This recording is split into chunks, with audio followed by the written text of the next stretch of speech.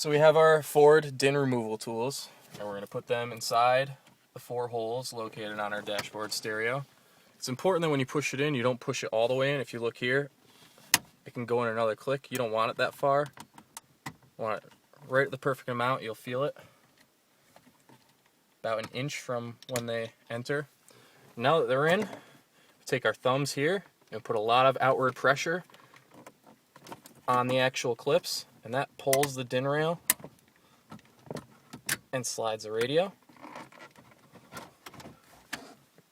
And now we have our radio removed.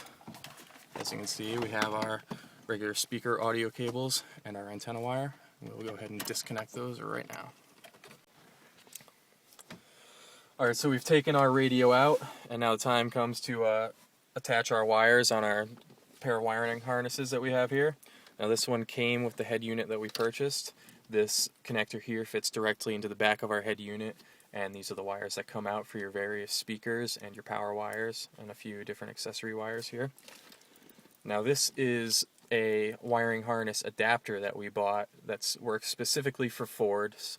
It costs about $15 to $20. You can get it at Best Buy or basically anywhere that they sell car audio equipment. You should be able to find these adapters, and the personnel should be able to tell you exactly which model and which part number you need. Now if you look here, we've attached butt connectors to the ends of these wires. This will allow us to connect our other wires. You can use wire nuts if you want. You can use tape if you really want to, although it's not recommended. It's a pretty shoddy way to do things.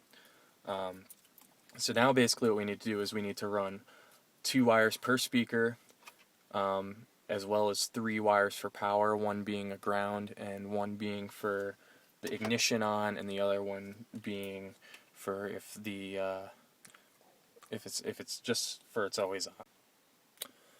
Alright, so our wire harness is fully connected. As you can see, it's pretty straightforward. On this setup and on most setups, it can be expected that your colors will just coincide, or black to black, yellow to yellow, red to red, so on and so forth. You can use your butt connectors once again, or your wire nuts, or tape if you really have nothing else.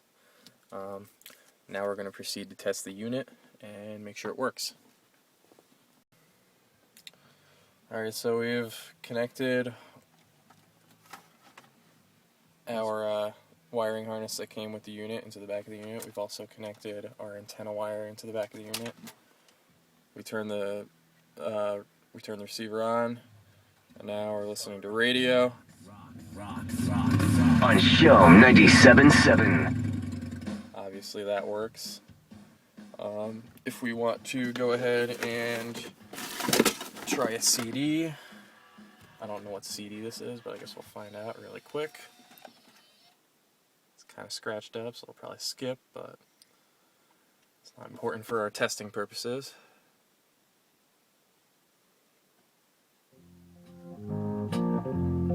So we have a little Green Onions for you, a little Booker T and the MGs. Obviously that works.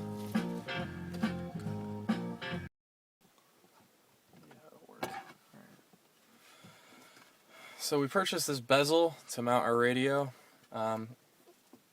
When you go into the store, you'll see a wide assortment of these. We got a cheap open item discount on this because somebody had opened it. I checked and made sure it had all the components in it. It was all good. But if you look on the back, it will tell you whether it works for your make and model. If you look here, we have an Escape, 2005 Escape. It says it works for 01 through 07 Escapes. It also works for a variety of other cars. When that happens, you can expect to maybe have pieces that you don't need to your bezel. For instance, if we look at ours, this lip back here looks like is where the bezel needs to clip into. 2 clips going in here, these 2 clips. However, we also have these screw mounts.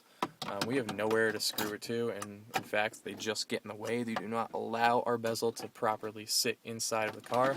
So we're actually going to remove these.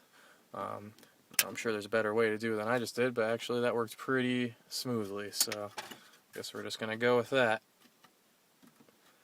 Break off nice and easy. I'm not going to set my bezel in yet until I have the unit inside, but it should just slip right in there and clip in.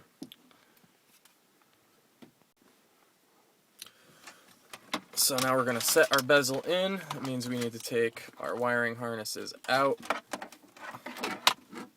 connect them up with our unit after the bezel has been attached. So I want our CD things to be on the top of the unit. So that means we need to insert the unit like this. We need the DIN. Now it's important that this is slid in properly so that it locks. You look right there. It's not going anywhere. And this will make it fit snugly within the bezel. So now we just go ahead and carefully attach our bezel. Again, plastic for these things is really flimsy, so you should be pretty careful, as we just demonstrated by breaking those pieces off. It wouldn't be very difficult to break something off that you want to remain on. Alright, so we're going to go ahead, reattach our connectors here. It's in there nice. And our antenna connector. So that is all in there. Now theoretically, this bezel should just slip right in nice and easy and clip and be done. I hope it works that way.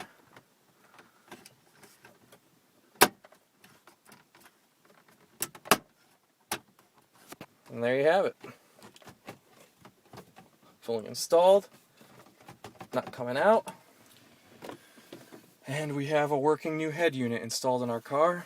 We can save our old unit in case it breaks or in case we sell the vehicle and do not wish for the new head unit to go with the car.